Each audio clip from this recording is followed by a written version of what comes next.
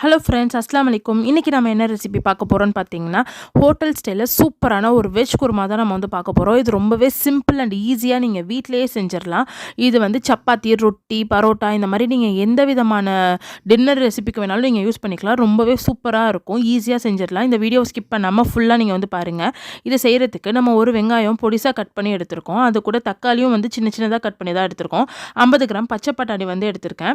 அது கூட உருளைக்கிழங்கு பார்த்திங்கன்னா க்யூபாக கட் பண்ணி பெருசாக இருந்துச்சுன்னா ஒன்று எடுத்துக்கோங்க. கேரட் வந்துட்டு ஒரே ஒரு கேரட், அதுவும் க்யூப்ஸ் மாதிரி கட் பண்ணிக்கோங்க. பச்சை மிளகா வந்து 2 பச்சை மிளகா நான் வந்து எடுத்திருக்கேன். தேங்காய் வந்து நல்லா அரைச்சி அது வந்து 3/4 கப் அளவுக்கு எடுத்துக்கோங்க. நம்ம குக்கரில் தான் இன்றைக்கி வந்து நம்ம செய்ய போகிறோம். ஏன் குக்கரில் செய்கிறோன்னு பார்த்தீங்கன்னா, அந்த பட்டாணி குருமா எல்லாமே பார்த்திங்கன்னா நல்லா முழுசாக கிடக்கணும், ஆனால் வெந்திருக்கணும். அப்படிங்கிறப்போ நம்ம குக்கரில் செய்யும் போது நம்மளுக்கு வந்து எல்லாமே ஈஸியாக கிடச்சிரும்.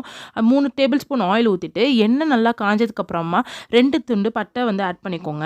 அது கொஞ்சம் பொரிஞ்சதோட அன்னாசி பூ வந்துட்டு ஒன்று ஆட் பண்ணிவிட்டு, கிராம்பு வந்துட்டு 3 கிராம்பு வந்து ஆட் பண்ணுங்கள். இது அதிகமாக ஆட் பண்ண வேணாம், 2 துண்டு ஆட் பண்ணால் கூட போதும் தான். நான் வந்து 3 ஆட் பண்ணியிருக்கேன். 3 துண்டு ஏலக்காய் வந்து ஆட் பண்ணிக்கோங்க.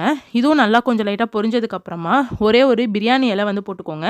இதுதான் அந்த ரெசிபிக்கு வந்து டேஸ்ட் கொடுக்கும். அதுக்கப்புறம் வெங்காயம் வந்து ஆட் பண்ணுங்கள். எல்லாமே பொரிஞ்சதுக்கப்புறம் வெங்காயம் ஆட் பண்ணி வெங்காயம் வந்து நல்லா நீங்கள் வதக்கி விடுங்க. எந்த அளவுக்கு வெங்காயம் வந்து வதங்கணும்னு பார்த்தீங்கன்னா, அது வந்து கொஞ்சம் ப்ரௌன் கலர் ஆகிற வரைக்கும் நீங்கள் வந்து வதக்குங்க.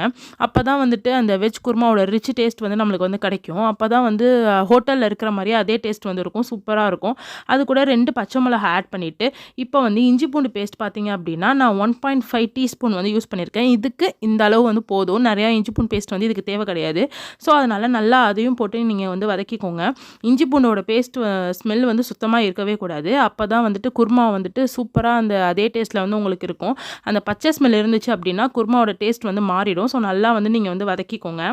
ஆட் பண்ண போகிறோம். இப்போ நம்ம தக்காளி ஆட் பண்ணுறோம். தக்காளி வந்துட்டு அதே மாதிரி பொடிசா நறுக்கி தான் நான் போட்டிருக்கேன். அப்போ தான் தக்காளி வந்து அதில் இருக்க ஜூஸ் எல்லாமே நல்லா இறங்கி நல்லா வந்து அதோட ஃப்ளேவர் வந்துட்டு சூப்பராக கிடைக்கும். ஸோ அதனால் தக்காளி சின்னதாகவே போட்டுக்கோங்க. இப்போ 1/4 கப்பு தண்ணி ஆட் பண்ணிக்கோங்க.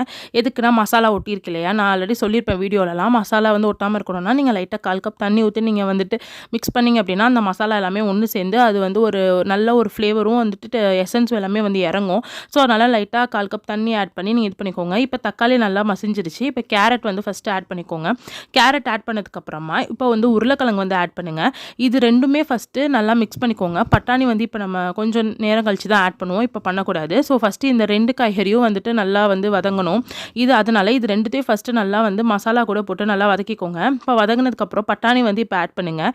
இந்த ஸ்டேஜில் பட்டாணி ஆட் பண்ணிவிட்டு இதையும் நல்லா வந்து அந்த இஞ்சி பூண்டு தக்காளி வெங்காயம் அது கூட சேர்த்து நீங்கள் நல்லா வதக்குங்க. ஏன்னா மசாலா எல்லாமே இஞ்சி போட இது எல்லாமே வந்து இதுலேயும் வந்து இருக்கணும். அப்போ தான் வந்துட்டு அந்த குருமாவோட ரியல் டேஸ்ட் வந்து நம்மளுக்கு இருக்கும். ஸோ அதனால் இதையும் வந்துட்டு நல்லா போட்டு வதக்கிக்கோங்க. இப்போ நீங்கள் வந்து மசாலா ஆட் பண்ணலாம். 1 ஸ்பூன் மஞ்சத்தூள் வந்து ஆட் பண்ணியிருக்கேன். அதே மாதிரி ஒரே ஒரு ஸ்பூன் தான் வந்துட்டு நான் மிளகாத்தூளை ஆட் பண்ணியிருக்கேன். குழம்பு மிளகாத்தூள்னால நான் 1 ஆட் பண்ணியிருக்கேன். நீங்கள் கடையில் வாங்குறதுனா 1/2 ஸ்பூன் ஆட் பண்ணிக்கிட்டால் போதும். கரம் மசாலா ஒரே ஒரு ஸ்பூன் ஆட் பண்ணியிருக்கேன். மல்லித்தூள் மட்டும் 2 ஸ்பூன் ஆட் பண்ணியிருக்கேன். இதெல்லாமே போட்டு நீங்கள் நல்லா வந்து மிக்ஸ் பண்ணிக்கோங்க. மசாலா வந்து எங்கேயுமே வந்து கீழே வந்து பிடிச்சிடக்கூடாது. ஸோ மசாலா எங்கேயுமே கீழே பிடிக்காத அளவுக்கு நீங்கள் நல்லா வந்து ஃபுல்லாக வந்து மிக்ஸ் பண்ணுங்கள். கீழே மசாலா பிடிச்சிருச்சு அப்படின்னா நம்மளுக்கு குருமாவோட டேஸ்ட் மாறிடும். இப்போ நான் வந்து 1/2 கப்பு தண்ணி யூஸ் பண்ணியிருக்கேன். இப்போ 1/2 கப்பு தண்ணி யூஸ் பண்ணி நான் வந்து மறுபடியும் அகைன் நல்லா வந்து மிக்ஸ் பண்ணுறேன்.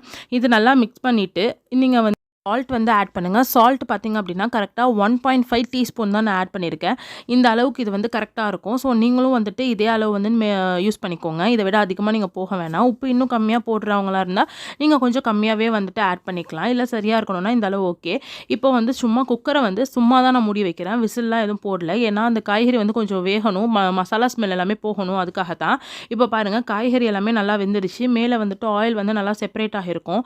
ஸோ அதை மறுபடியும் நீங்கள் வந்துட்டு ஒரு கிளறி விட்டுருங்க. ஏன்னா வந்துட்டு கீழே வந்து கொஞ்சம் கெட்டியாக இருக்கும். மசாலா எல்லாமே கம்மியாக தான் நம்ம தண்ணி ஊற்றிருக்கோம், அதனால் கிளறி விட்டுருங்க. இப்போ நீங்கள் வந்து தேங்காய் வந்து ஆட் பண்ணுங்கள். நம்ம அரைச்சி வச்சுருந்தோம் இல்லையா தேங்காய், அதை ஃபுல்லாக நான் வந்துட்டு ஆட் பண்ணிட்டேன்.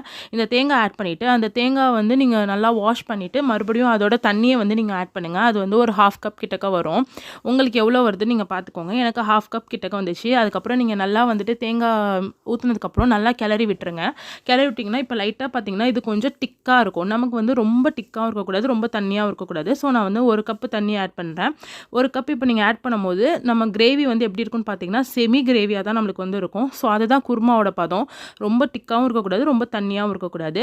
இப்போ நம்ம வந்து குக்கரை வந்து மூடுறோம். குக்கர் மூடிட்டு விசில் வந்து நான் வைக்க போகிறேன். எத்தனை விசில் பார்த்தீங்கன்னா கரெக்டாக நீங்கள் வந்து ஒரு 3 விசில் வந்து வச்சா போதும். சூப்பராக வந்துட்டு அந்த வெஜிடபிள்ஸ் எல்லாமே வெந்துடும்.